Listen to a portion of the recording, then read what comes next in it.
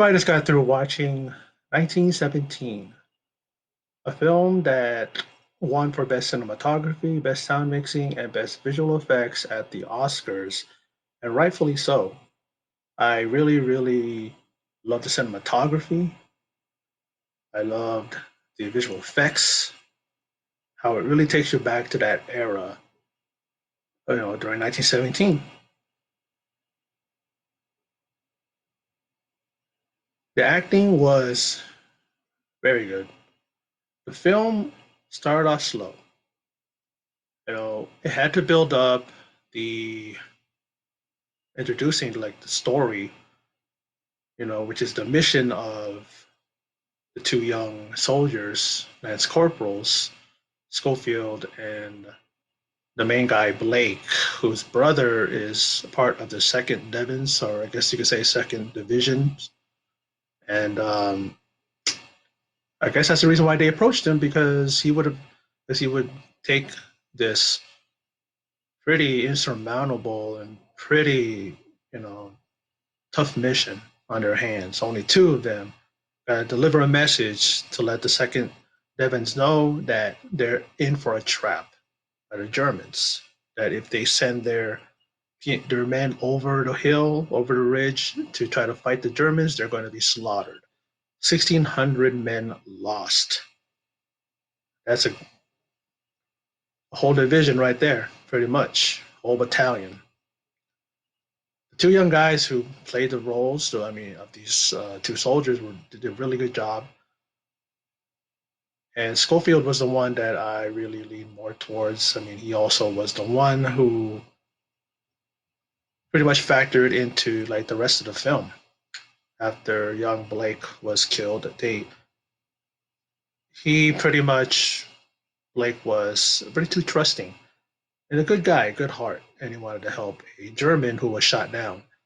And if you guys notice that there was a knife right next to the German, and right away my eyes went right over to that knife, and it didn't surprise me that he used that knife to stab Blake as Schofield was trying to get water for a German that they pulled out of a flaming plane. And I was just thinking, he's the enemy. Don't trust enemies. Yes, he got a good heart, but in war, and I can't factor into the thing. So as he's gone, Schofield is picked up by another division, another battalion, and the officer, I guess they called it a colonel or whoever was in charge of that division, brought him along to at least take him as far as they could. When they were finally there, it was 6 miles out, and Schofield decided to walk that rest of the way. He comes across a sniper, someone who was pretty much guarding the entryway to where a bunch of Germans were. Schofield is able to, take that guy out, but he pretty much, shoots him and knocks him down the stairs. And I don't know, because at times I don't know if it was just a blast of from the bullet. It was an actual bullet that hit him because he didn't get hurt. He didn't get shot. I thought he did. And you could notice in when he's running away from the Germans as they're coming in on him, it's like he doesn't get hit. He'll get knocked down. And at times, I was thinking to myself, I remember that a lot of times the way their guns were at the time, they weren't accurate. Some guns aren't. Some rifles or whatever aren't accurate. You can't shoot a straight line and it's going to go straight. It'll go off. It'll scatter. And so that to me explained why. Well, how come he's not getting hit? How come he's not getting shot? How come he's not dead? He ends up ducking into a underground, you know, uh, part of a building hideaway, and he meets up with this French girl, I guess, because she was speaking French, and she had a baby with her. It wasn't hers, and they kind of had a little bit of trading of pleasantries. He knew how to speak her language, and they were talking a little bit. And the milk that he got from the earlier in the film, he was able to give to the baby because the baby, Schofield, a nice guy that he is, giving his food, to her, and she says, baby can't eat that. So she needs milk, or the baby needs milk. She needs milk. And he remembers he has milk because he gathered it from a bucket. and very thankful of that. And she wanted him to stay because he was going to get hurt. The Germans are out there. Wait till daytime. But the mission has to be accomplished, and he knew that. And along the way, he really was just being put to the ringer. You know, they're behind him. He's running after he, choked out a young German soldier, and Englander, the one other guy that was there was shouting out to the Germans that an Englander was there, and they're chasing after him, and he jumps off a cliff there, ends up going into the waiting waters below. He gets washed out to the other side, and then he hears singing, and then he happens to come upon the second Devons, you know, where he ends up trying to deliver the message at first. A bunch of them, one guy that was the first wave didn't want to listen to him. So no, no, no, we're sending them over. So he's like, "Where's Lieutenant? I mean, where's Colonel Mackenzie? He's looking for him. He's looking for him." And he finds him, and same thing with the other guy. He wasn't really listening. He's like, "You have to listen to this." It's like the Germans planned this. You are going to die. Pretty much set them up, for failure, for their whole platoon to be and battalion to be wiped out. And I recognized him when I saw him, and it was Bernadette Benedict Cumberbatch is playing Colonel Mackenzie, or Lieutenant Colonel Mackenzie.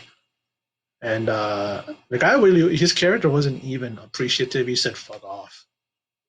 That's corporal, But it was the other officer there that thanked him. I'm just thinking, the guy saved like three-quarters of your platoon, and it's like, oh, your battalion, and he didn't even thank him. But it wouldn't surprise me if Schofield ends up, with what's that? What do they call that? Shell shock and PTSD and all that stuff, man. Because it's like the way he went through. I'm not saying that none of the other guys are going to go through it, but you definitely see with him for sure. And the one thing that he needed to do, aside from sending the message to prevent the second Devons to fall into that trap, and pretty much they were ordered to stand down by Lieutenant Colonel Mackenzie or Colonel Mackenzie. He's able to, amongst the seas of injured people, he hears a voice and looks over, and it is Blake's brother, and tells him that at first says that he was sent here with his brother. He's like, "Where is he?" And he informs him that he passed away, and he asks permission from Blake's brother to write a letter to Blake's mom because Blake wanted his mother to know that he wasn't alone when he died. And he asks his permission, the brother, and he does. And he goes over to a tree and looking at some pictures. And that's how the film signed off.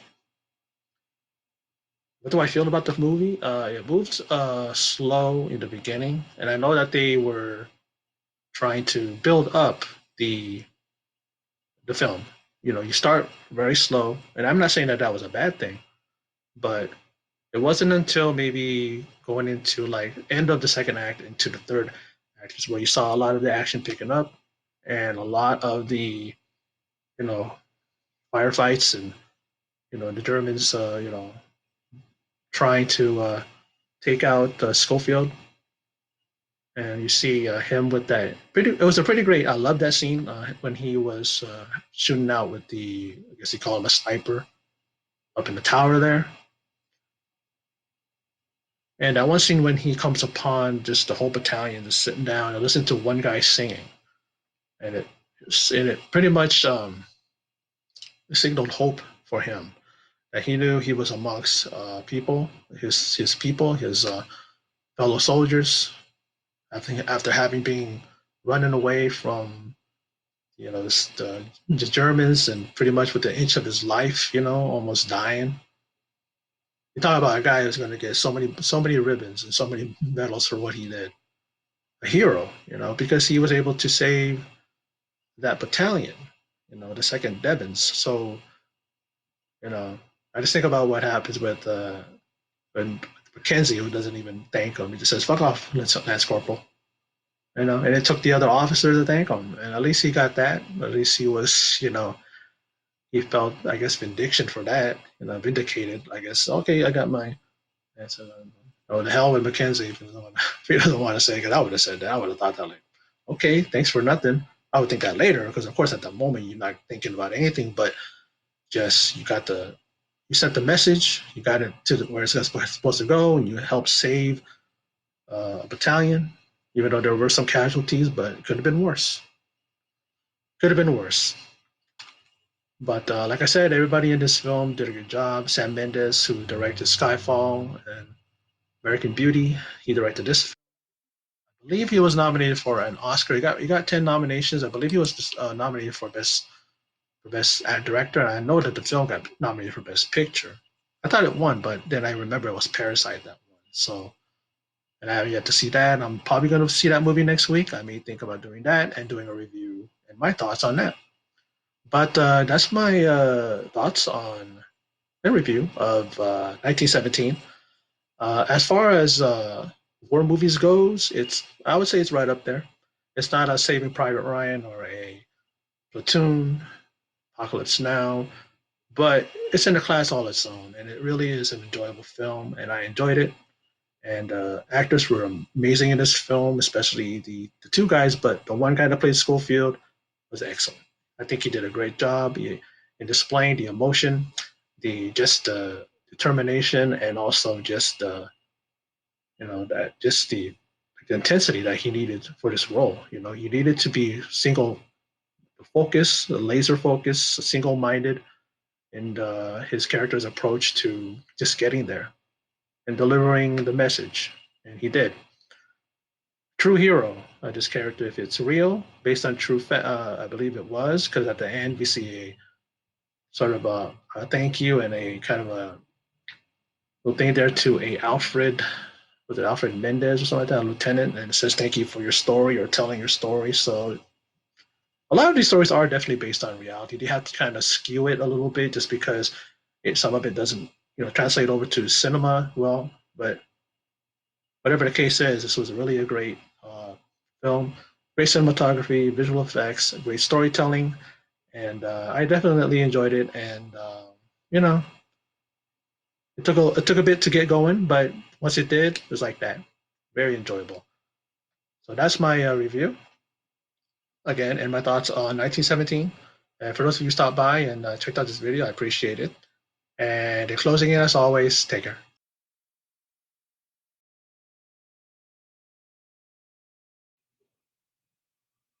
Please remember to subscribe, click like, and click the bell icon for all notifications on this channel.